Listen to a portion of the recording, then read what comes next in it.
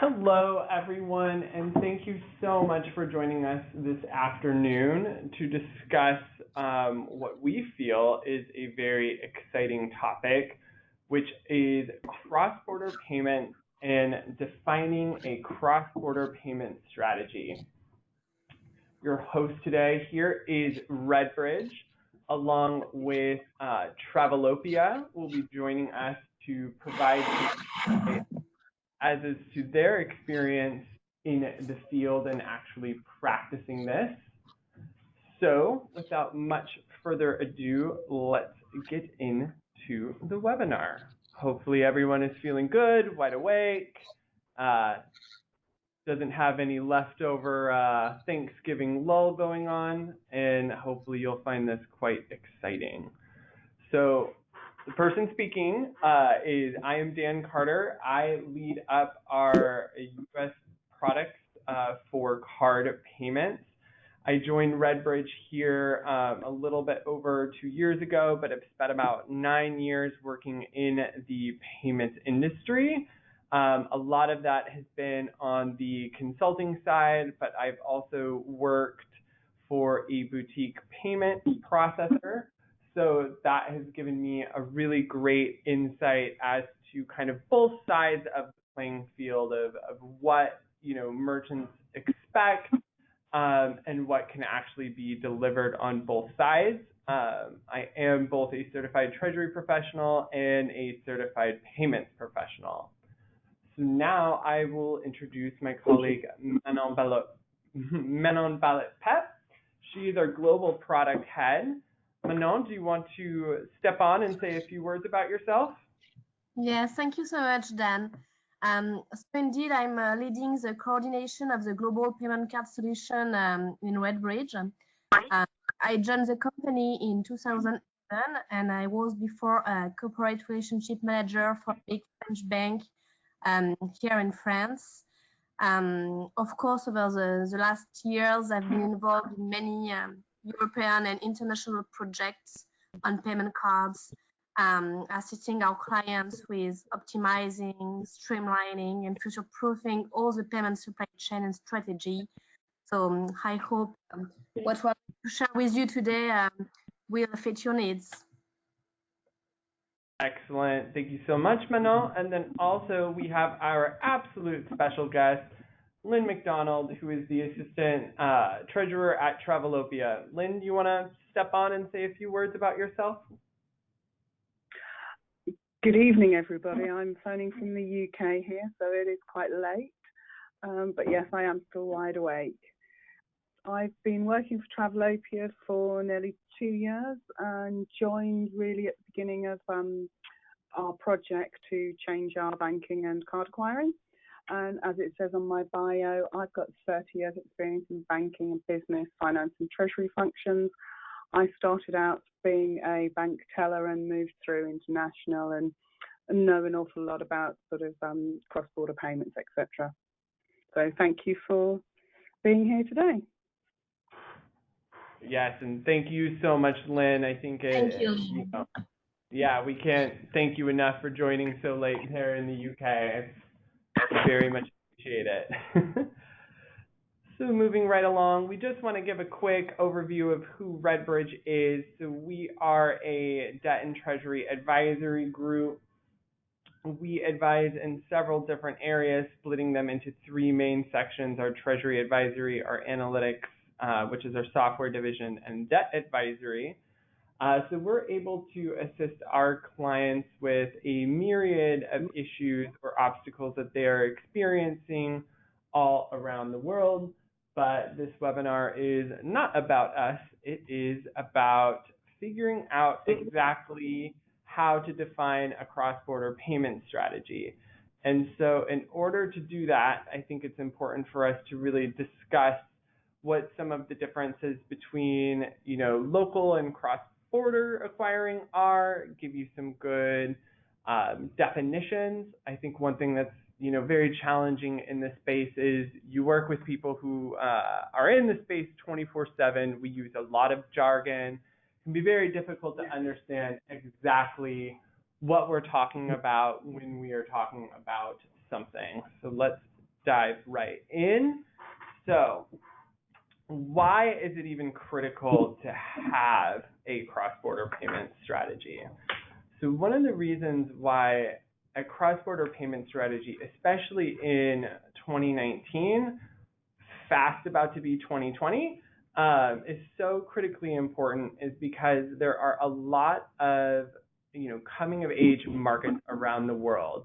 We're seeing Africa, we're seeing Latin America, and countries in the Asia Pacific region. We're seeing a lot more internet access to those individuals from those regions, and we're seeing them really embrace e-commerce. About 248 million people are gaining internet access per year. That's quite an astounding number. And global e-commerce is growing at about 14% year over year. So there's this huge amount of consumers coming on board every single year. They're looking to buy products and services either locally or from, getting a taste of something from a different country around the world. And, you really want to go out and capture that audience, because reaching those customers helps establish, a global brand recognition. And you want to build that so that way you can maintain a competitive advantage in those countries. If you're taking the steps to create a translated website, change your website layouts to where they're more effectively viewed by people who might be from a different country. Not everyone wants to see something in maybe what we considered a American or European layout. Maybe that's confusing to customers from certain regions. They want to be able to use their local payment options, and they want to see prices in their local currencies. Doing those things together helps really establish that brand recognition and helps customers in those countries feel like you as a corporate and as a brand are really reaching out to those customers and meeting them where they are, and they really appreciate that and reward you with their dollar. And especially, when it comes to e-commerce, it's a fight out there. It's, anybody can sell to anybody across the globe essentially these days, and merchants are fighting for that attention. We're seeing, the evolution of banner ads. We're seeing search engine optimization. We're seeing paid searches. We're seeing companies paying social media influencers in different countries to promote their brands. So companies are spending a lot of money on marketing and capturing customers around the globe. We want to make sure that as a corporate, you're also connecting with those customers through the payment experience and really enhancing that customer journey and making sure that that's a frictionless experience. So, some definitions. So, when we talk about cross-border acquiring, really what we're talking about is that the merchant and kind of more specifically the acquirer are domiciled in a different country than the country that is for the issuing bank of the card holder. So for example, if I'm in the US and my acquiring relationship is in the US, but I have Canadian customers, those customers paying me from Canada will be a cross-border payment to me. When we talk about local acquiring, we're talking about when the merchant, its acquirer, and the issuing bank of the card holder are all in the same country. So what that could also mean is I'm a US company, I have customers in Canada, but I also have a physical presence in Canada. I have physical storefronts. I maybe have a base of operations. I have Canadian bank accounts. I can then use a local acquirer in Canada and convert all of those Canadian payments, which formerly were cross-border to me, into domestic local payments via reaching out and establishing an acquiring relationship in Canada. So really, those are the two most basic definitions, and we think that this is the best way to look at the situation of trying to keep everything, when we're purely talking about acquiring, keeping those two kind of notions separate. So really it's, do you have a base of operations centered in the same country with your acquirer, and is that acquirer, are they located in that same country? So moving on. So as you kind of picked up from before I went through those definitions, there's certainly more to consider than just figuring out, am I cross-border or am I doing something locally? Really what we found is that the critical component here is whether you have passive or active customer acquisition. And that might be some new terms for those on the phone. Maybe you're familiar with it. But when we talk about passive active acquisition of customers, what we're discussing is you as a merchant, you as a corporate are not actively targeting customers from outside of your home country. So this might be, you might have a substantial amount of traffic coming in from Asia Pacific, but your website is really geared towards American consumers. You list all your prices in USD.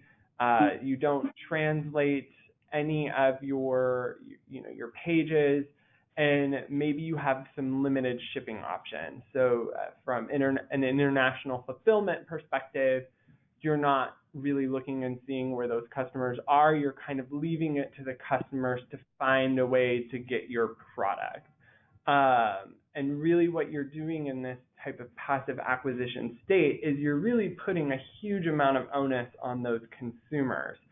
So you're hoping that they'll be able to navigate your website. You're hoping that they'll be able to find the experience, rewarding and not as full of friction to come back and repeat purchases. Now, when we talk about an active acquisition, what we're talking about here is we're talking about a strategy where you as a corporate are actively going out and attempting to capture those audiences. You're really looking to broaden your horizons. And you're doing this by taking a look at where your sales are coming from. You're using data collected from your websites, from your stores, figuring out where those customers are coming from, their countries of origin. And what you're doing is you're sitting around with your teams and figuring out, okay, how can we make this experience more pleasurable for these customers? How can we improve that customer journey? Are we presenting our websites in foreign languages? Have we translated things into multiple languages? Are we offering different currencies or different pricing options for those customers? Are we providing easy international fulfillment? Do we have a partner who we can work with to make that international fulfillment more streamlined? So from an active standpoint, you're really working with the data that you're getting in, from multiple areas of your business, whether that be, sales and marketing and potentially, IT and even payments information, and using that information to actively go out and acquire customers in different countries. So at this point, it sounds like we've been talking a lot about e-commerce, and e-commerce is definitely a huge part of cross-border payments, but it does indeed also involve, the retail experience, especially when merchants start utilizing a centralized acquiring strategy. So perhaps you have multiple areas of operations across Europe. You're in several different countries, and you need to figure out a way to kind of bring all of those countries together. So centralized acquiring means that you're using an acquirer or a gateway who can process domestically in multiple different countries. So that acquirer is going to hold licenses in either specific regions or countries themselves to be able to operate locally, or you're using a gateway to centralize transactions coming in from maybe those retail locations collected through a POS and centralizing those through a single point acquirer. Now, we do discuss that a little bit more in terms of architecture, but obviously retail is also a huge part of a cross-border payment strategy, and determining exactly what physical sites are getting more foreign traffic than others. I think for those of us located here in the US, common areas where you would want to have a greater emphasis on retail is areas of tourist areas. So you would be looking at places like Las Vegas. If you have located on the West Coast, you might want to have a focus on Asian Pacific countries. But really, I think the important part here is looking at, when you're doing something kind of locally, that might not be considered a foreign transaction to you anymore, but really you also have to look at that as part of a strategy, because you might be accepting different currencies in different countries with, regulatory constraints. We especially see this as merchants start moving into Africa. There are certain regulatory compliance issues related to how much business you can do, how much money you can move out of that country, and also taking a look at managing those collected funds. Are you going to settle those in a different currency? Have you taken into account, perhaps different currency conversions that may impact the amount of money that you take in? So I am actually going to change this over and switch to Manon, who is going to go through and give you guys some guidance on what can be some best practices. Yes, thank you, Dan. For a start, let's have a look about the pros and cons of a cross-border strategy. So, have you all understood then? There is multiple occurring strategies depending on your objectives, of course. So I will start with the pros of going cross-border. So, of course, working with a single acquirer means a single point of contact for solution definition, customer service, dispute handling, so it's much easier. It also means that your processes are streamlined and standardized over the different countries, improving the operational delivery. For instance, reconciliation is greatly simplified when you are working with single reporting standards. Then, of course, when you decide to centralize your acquisition, you get a consolidated view on your liquidity, and it allows a better control of funds and an easier working capital management. This aspect should not be neglected today.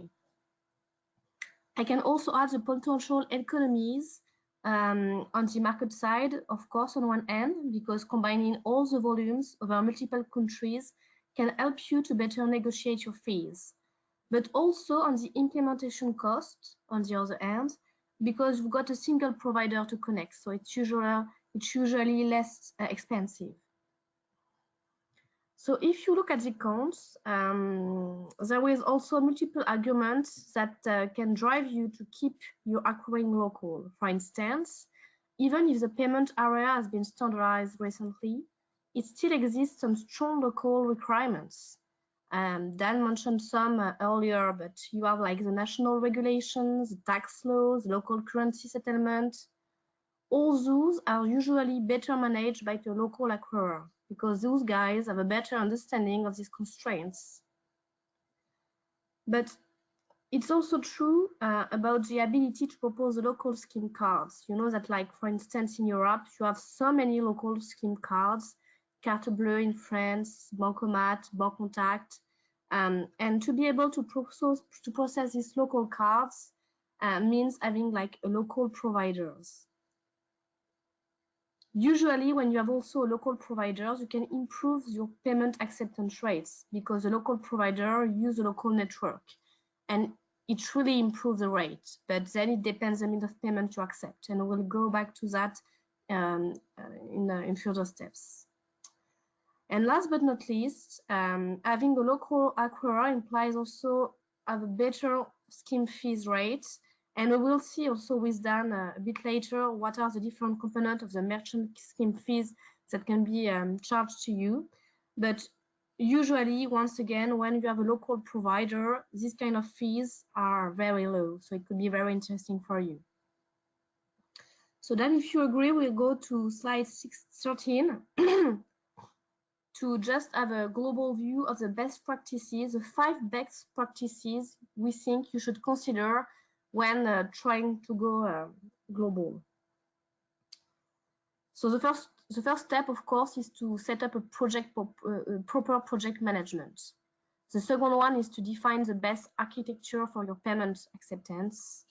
The third step is to accept, of course, all the relevant payment methods, and there is so many worldwide.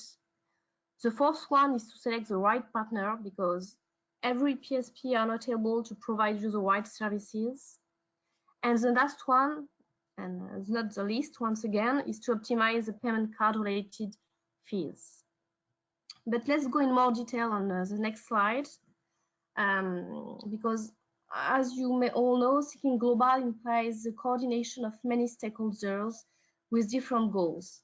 For instance, you may try to coordinate the IT systems, the accounting department, the Treasury and Financing department. You can see on this slide that there is a lot of people that could be involved in this kind of project. And to ensure the success of such a project, every stakeholder has to be involved and convinced from the very beginning of the project of the necessity of it. Project management allows the alignment of project with business strategies and keep each stakeholder on the same page, and that's a very important point. The importance of project planning cannot be overstated. Too often, organizations overestimate how quickly they can achieve their goals, and a good project manager considers big pictures and sets realistic and achievable goals, budgets, and timeline, of course. So you definitely need to consider this as a key success factor. Yeah, just adding to what Manon said, I think when you're looking at project management, that timeline is really key here because when you have that timeline, you also have to take a look at exactly how those others are going to fit into that timeline and when they're going to fit into that timeline. Each of these, stakeholders is going to come in at a very specific time of the engagement that you're looking at. So, legal might be a little bit in the front, but they also might be a little bit more heavily involved in the back. So keeping all of the stakeholders involved in terms of, what the timeline is looking like and when their potential involvement is really going to come to the forefront will also help that smooth transition because the other areas of your business will be able to devote the necessary time and resources when they are coming up in the queue.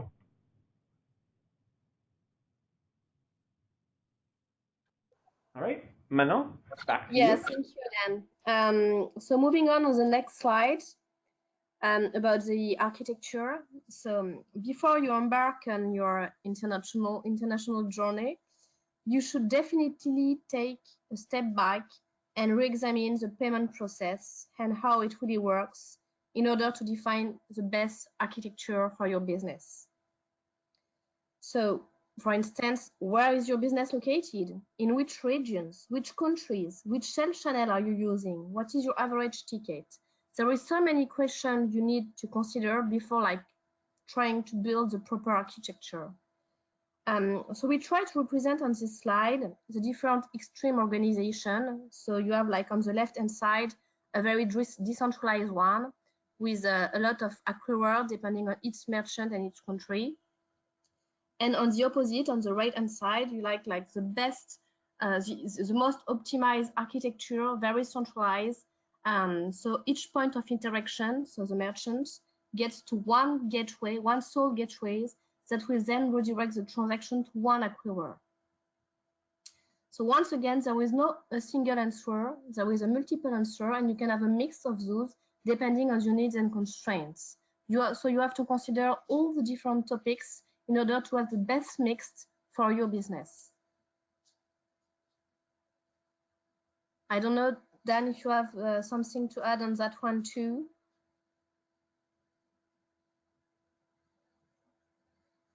Okay. I don't. I think you handled that perfectly. It's exactly as I would have said. I think you really have to take a look and see what type of architecture is going to fit you best. Yeah, totally agree. So I will now switch to the third best practice. So usually we tend to believe that all countries have the same buying habits and they use the same payment methods, but this is wrong. The diversity of our payment landscape arises naturally from our respective cultural, political, and even economic differences. So from Ideal, for instance, in the Netherlands, to Alipay in Asia, to Boleto in Brazil, there is so many payments means that can be part of your strategy, and all those ones need to be considered. Dan will develop this part in the last very last part of the presentation. But whether you are looking to expand your business internationally, you'll have to look at the balance between accepting local payment methods and increasing complexity and costs. So once again, depending on your activity, if you decide not to accept local payment options, your customer will be completely satisfied with your experience, and you will probably risk losing some sales at the very least. And this is a real challenge today, and it increases every day even more rapidly with the changing consumer tastes, the development of E&M commerce, and all those regulatory changes that you are very aware of.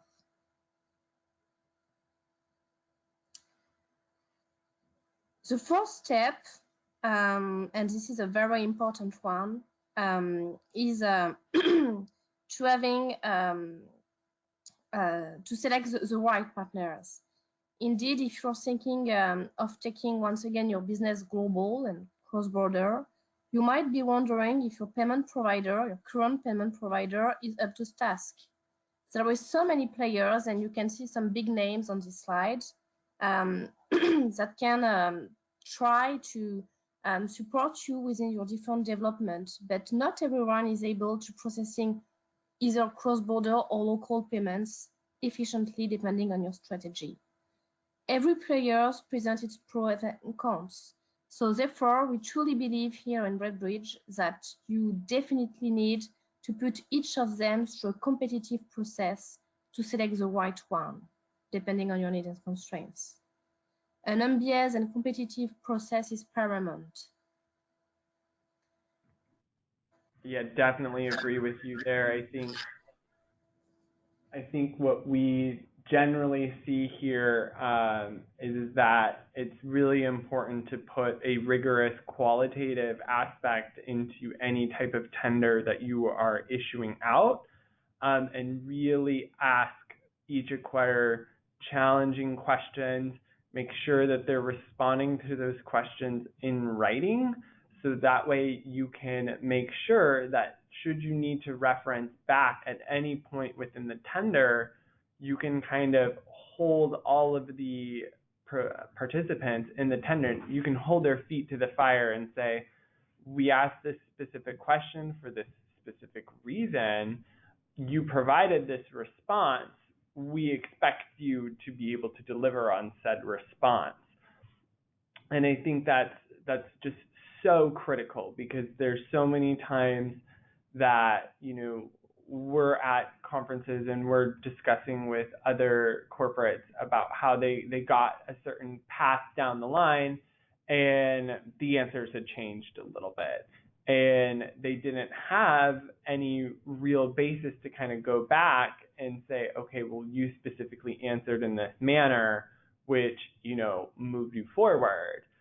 So making sure that that process is detailed and documented through the entire way with a heavy emphasis on a qualitative approach, we feel is definitely part of the best practice. Moving right along. So this is everyone's, and I'm stealing this from Manon, so I'm sorry. Hope you don't mind. Hope everyone is still awake. The fifth best practice here is really to look at optimizing the fees of acceptance. So what we're looking at here is, you know, what we want you guys to understand is that the system is pretty opaque, it's pretty complex. The level of reporting that you're going to get from certain acquirers can make the process even more challenging, especially when you're trying to ingest a lot of different data from around the world, which can make things very challenging. But what we feel the best way to do and the way to look at your fees is to really break them into 4 components. You should always work your best to try to separate out the interchange fees, which are the fees paid to the card issuing bank. So that's the bank used by your cardholder. You should always try to work to separate out the transaction fees or markup or pricing discount. These are the fees that are paid specifically to the acquirer for those services.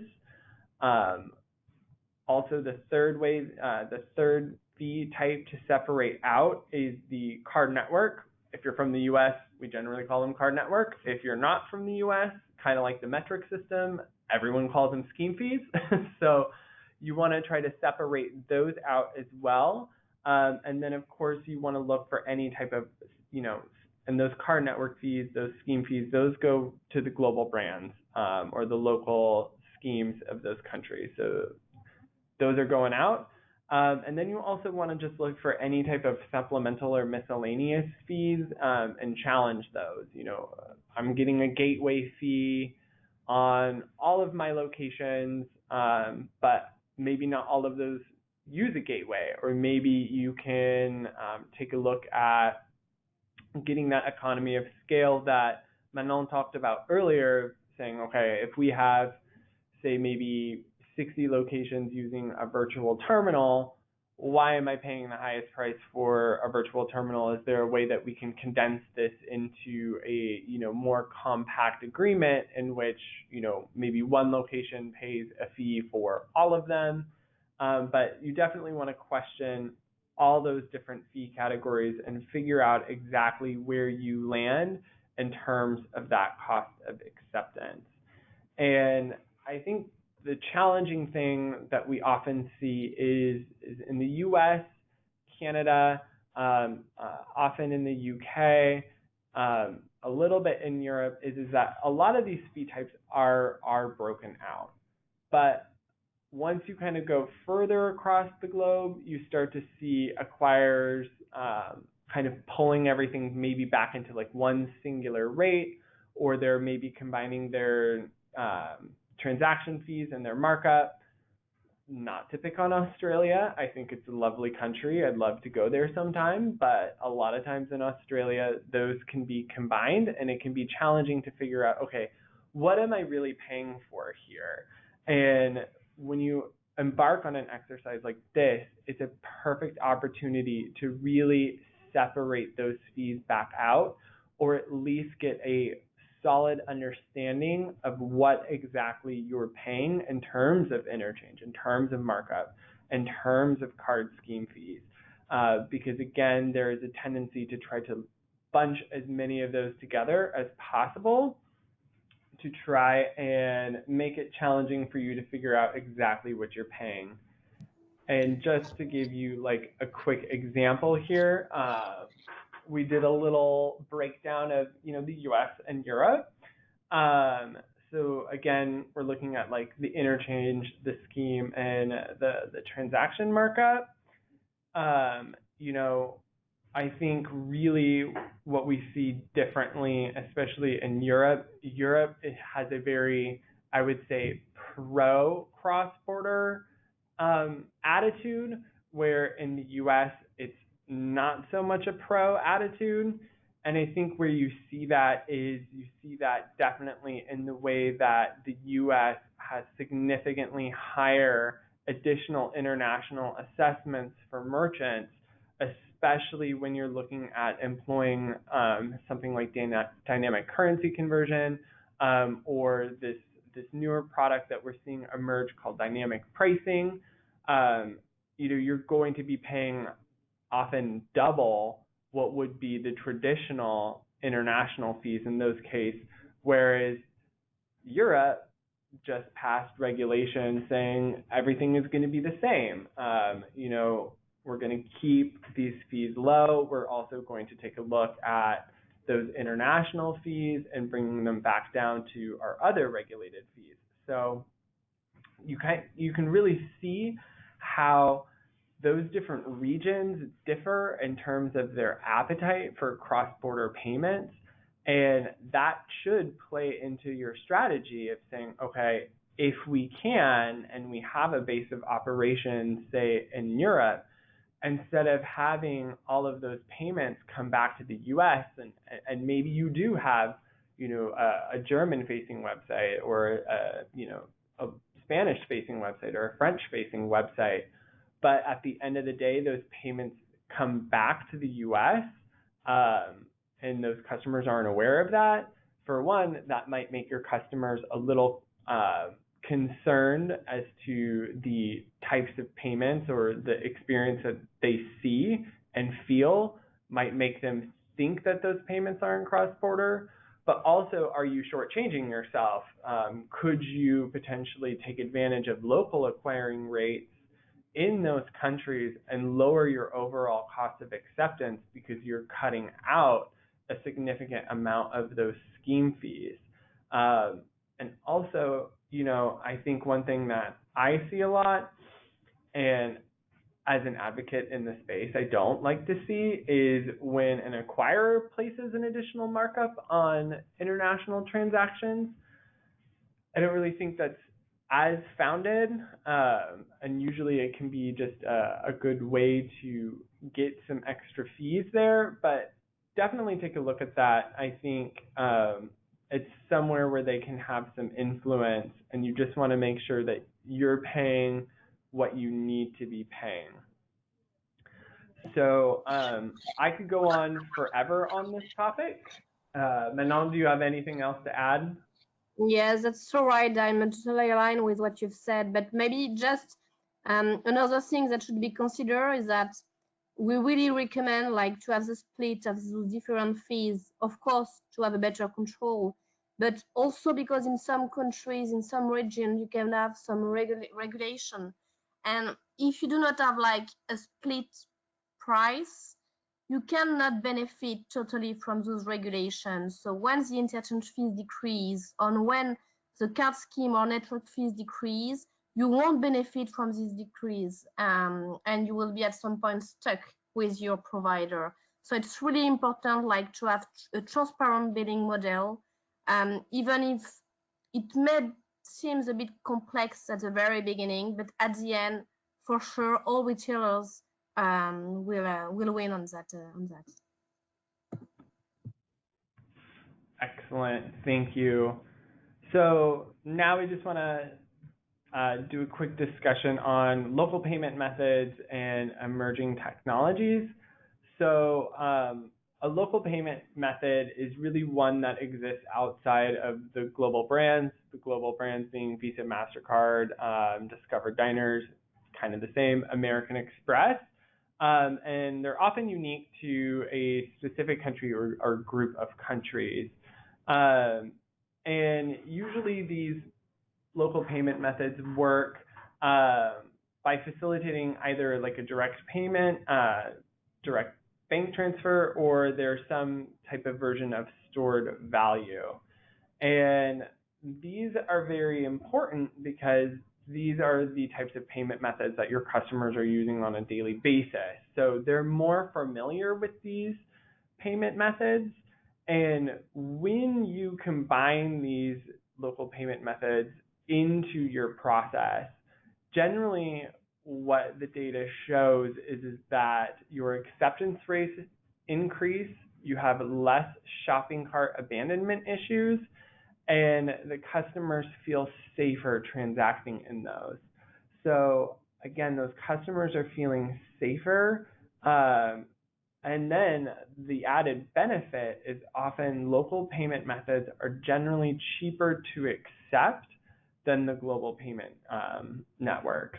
So those can be a really good addition into your mix. Of course, you are always at the mercy of how your customers want to pay. But if there's one thing that is shown time and time again, if you give someone the option to pay in a local payment option, you will convert some of those customers over. So some of the challenges there, though, are you will need to implement these into your process. So can your acquiring partner support those local payment options? Are they priced appropriately?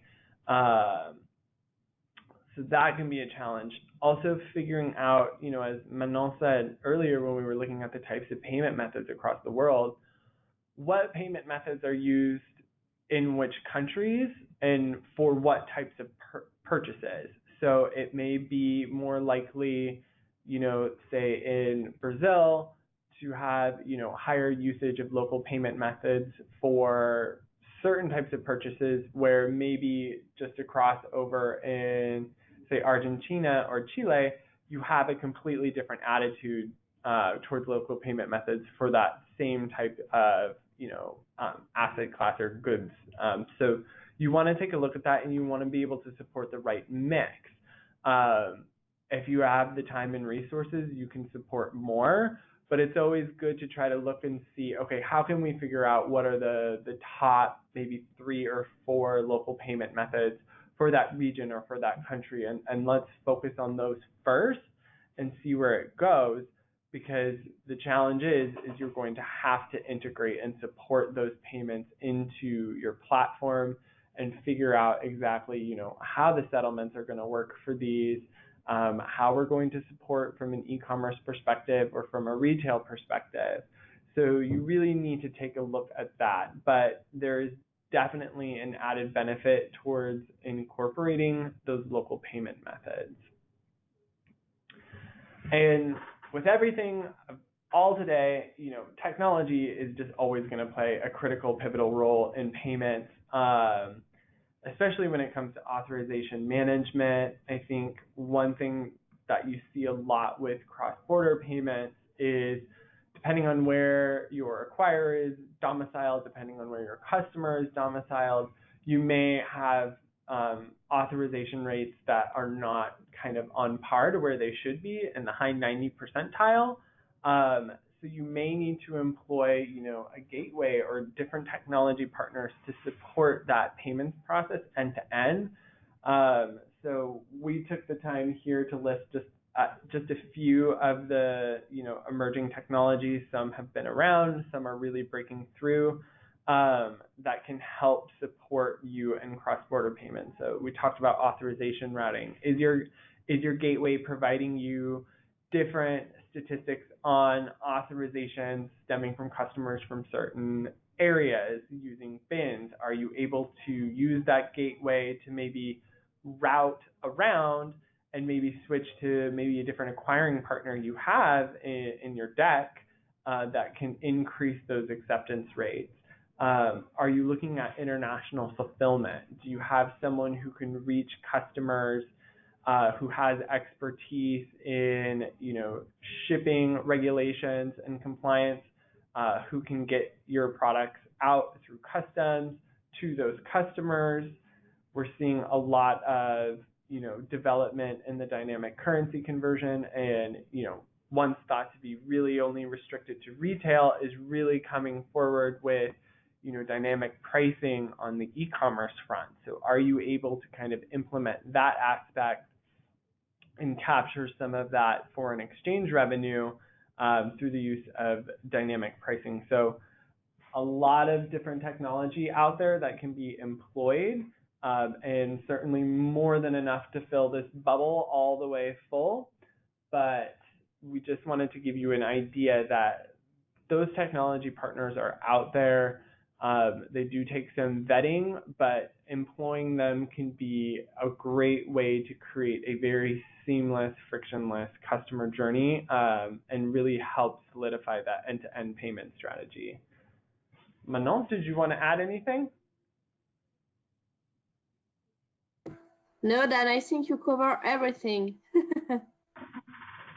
All right, now everyone's probably super tired of hearing me talk, which is okay because I'm going to mainly talk for just maybe one more slide here as we introduce our corporate Travelopia, and then we are going to have a nice little conversation with Lynne here and discuss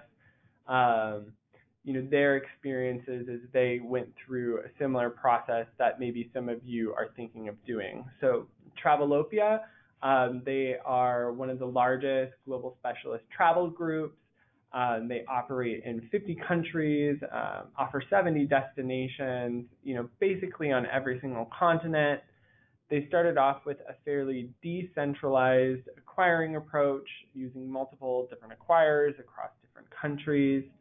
They had a goal of centralizing to create better oversight, better management, and of course increased cost efficiencies. And there was definitely an emphasis on focusing on major areas of operations and capitalizing on local acquiring while also delivering best of class solutions to their customers. So Lynne, I hope you're still awake here, but I'm still here. Oh, excellent. I am going to ask you a few questions, if you don't mind. That's fine by me, Dan. So the first question I want to ask you, Lynne, is, what really inspired Travelopia to consider a project like this? Well, I think one of the main sort of drivers were that they used to be the specialist holiday arm of TUI, which obviously everybody would be aware if they know the brand. And obviously they needed a period of bedding in to see what it was they actually had. And as big corporations do, they buy lots and lots of companies, bring them all under one brand, but everybody operates on their own. They've got their own card acquirers, they've got their own banking partners, and it's very sort of fragmented. But as Travelopia itself is a fairly new company, it was mainly sort of looking at what they had in the first instance and then thinking, actually, how can we do this better? How can we make it more streamlined throughout the whole group, and obviously give the customer the better experience? So I think like the $50 million question here is, how nervous were you to actually take on a project like this? Well, I was very nervous, but I was also very excited because not only were we changing our card acquirers at this same point in time, we were changing our banking providers as well. So, yes, nervous but excited.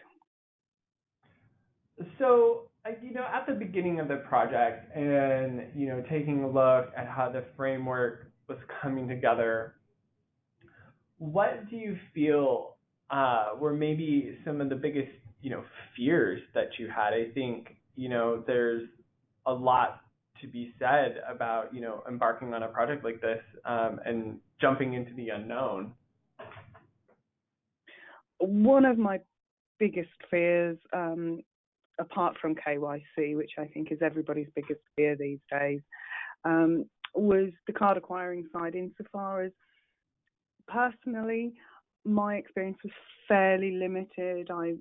I'd done one card acquirer implementation in the UK for a UK company with only UK customers. So I knew that was always going to be very, very tricky, making sure that it worked for everybody. And as we said, to give the customers a good experience, but also to give the business what they wanted. Yeah, absolutely. Would you say that was the most challenging part to that, or were there other challenges that maybe emerged as the project moved on? Well, I suppose throughout the project, so getting the contract right, getting what you want right from your acquirers. So from our point of view, because we have a lot of volume transactions through booking sites, because a lot of people book holidays on websites, one of our major priorities was to have gross settlement. So all of our fees to come off separately, because that enabled us to have automation of our reconciliation. That is key. That is crucial. It saves an awful lot of time. If your customer is paying you $100 or £100, you get £100 into your bank account. The references agree, the customer names agree, that's reconciled. If I'm being charged £10, $10, $15, whatever, and that comes off in a statement, I post that to my bank charger. So the accounting is just, that is the most important thing, and making sure that that is included in your contract, despite other products people may offer. You've got to focus on what is the main driver, what is the main thing you want. Yes, you can have lots of fancy add-ins, etc. But if you'll move to a different sort of platform or a different kind of contract, and that gross settlement gets lost from a time management point of view, from the Travelopia point of view, that would have been extremely difficult. Yeah, I think that really goes back to the, you need to have a strong qualitative aspect and get everyone to respond in writing, so that way you can go back and hold them, to what they said, which is, yeah, you agreed to do this, so you will do this. This was part of the conversation. It was part of all the negotiations. So why now do you feel that you don't have to honor that? So I definitely agree with you there. I think that can be a very challenging aspect. The other challenging part of it for everybody is nowadays is KYC. So the know your customer criteria can change, and can change quite regularly. From the UK point of view, we've got Brexit looming. So we were going down one track with know your customer. Because we keep having changing deadlines, there are certain changing guidelines, so, we have got all of that. That was great. But if we get this, if we do Brexit, then we need this extra as well. Or we need to be on different contracts, one for UK and then one for Europe and those kind of things. So you have all of those kind of things going on in the background, whether you're with your current card provider and we're just moving through Brexit. Yeah, I think, I think one thing is that travel and entertainment merchants, you guys are always on the forefront of, cross-border payments, and you're really on the forefront of any type of changing regulations around the globe. So rest assured, if you're in the travel and entertainment space, you will deal with these upcoming changes for sure. So I know you mentioned that, this was an educational experience for you because it wasn't something you had really done before. What was something that throughout this project really kind of surprised you that you learned? I suppose whatever time frame you have, regardless of if you have it conservatively done, I think you need to almost sort of double it to come to a conclusion. So whilst you can get your contract signed quite quickly, you can get your new merchant ID quite quickly, you've then got to think of all of the testing. So you've got to make sure that, and especially depending on what time of year it is, because you have accounting calendars, you have freeze period changes for IT. And due to the various brands we have various freeze periods. So whilst we might be ready to do one of our businesses, because we have everything ready in the background, we cannot put it into place if we're in a freeze period for IT and those kind of things. So I think when you have all your resources ready on the best practices that have been going through, always have two options if you do have any IT freeze periods. Yeah, absolutely. So if you had to maybe give one or two top tips of, any other corporates thinking of tackling, a similar project, what would be maybe your one or two bits of advice? Well, following on from the previous one, have two timelines. Have your best effort if everything goes right timeline, but also have a second timeline adding extra weeks or months on. So if you haven't got everything, every I dotted and every T crossed by a certain date, then you have to switch to the other timeline. But do it by business line. Do it by your areas, I think.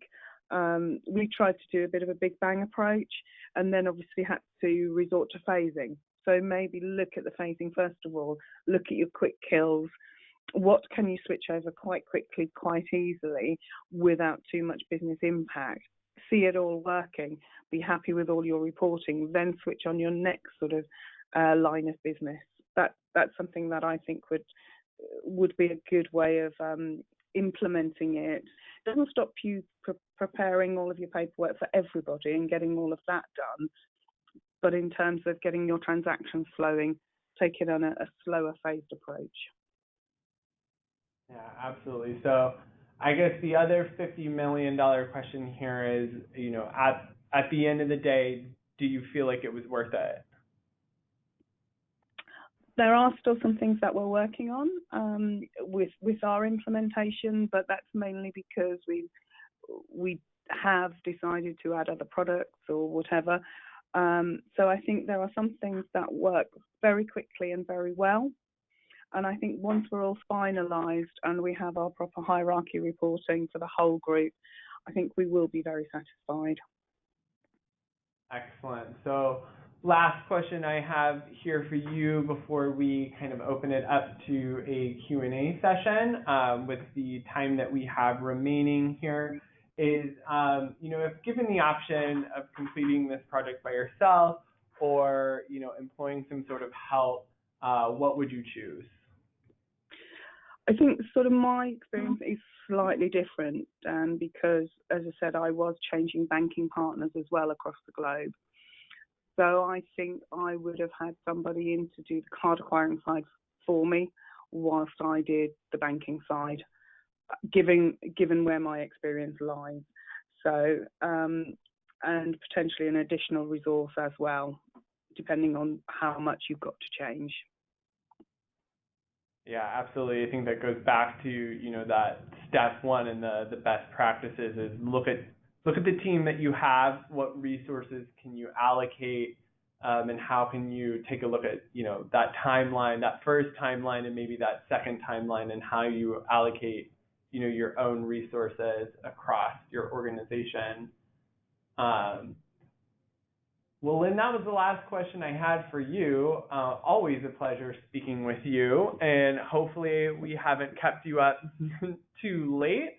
But we did want to, with the little bit of time remaining that we have, flip over to some questions. If anyone has any, I will take a look and see if there are any questions that have come through. Yes, indeed, and we are running out of time, and we have already a few questions, but maybe you can answer this one. How can we find out from our data where our international customers are coming from? So that is a great question. I think that one of the ways that you can look for where those customers are coming from is looking internally first. Are you already taking advantage of any sales analytics? So in your sales department, maybe in your marketing department, are you getting information about those customers coming in already? Are you able to utilize and harness that data internally first? Whether that be maybe through IPs, maybe there is, sales history from certain countries that you're able to track. So taking a look internally and seeing what data you have on hand. Some acquirers can also give you some help. They may be able to do a bin analysis and determine where a lot of those issuing banks are located. Some acquirers in the US also will list right on their statements what region that activity is coming from. So there's a couple of different places that you can look, but I think also looking internally is a great place to look. I think maybe we have time for one quick question one last one before we wrap up, which I think I see a question that says, so how do I know whether my strategy is working or not? And I think that that's a really great question. I think you know whether your strategy is working or not. For one, are the things that you set out to accomplish, were they accomplished? So, like for Travelopia's instance, getting that growth funding was a huge requirement because it was going to automate so much from the reconciliation end. So that's one part of maybe looking to see if your strategy is working, is what are the clear, concrete things I can measure, and can I measure those against what I had before to what I have now? So are my people spending less time? Do I have that better reporting? Do I have better oversight? Do I feel like I'm more in control of the situation? And do I have a better understanding of how everything is working across the globe?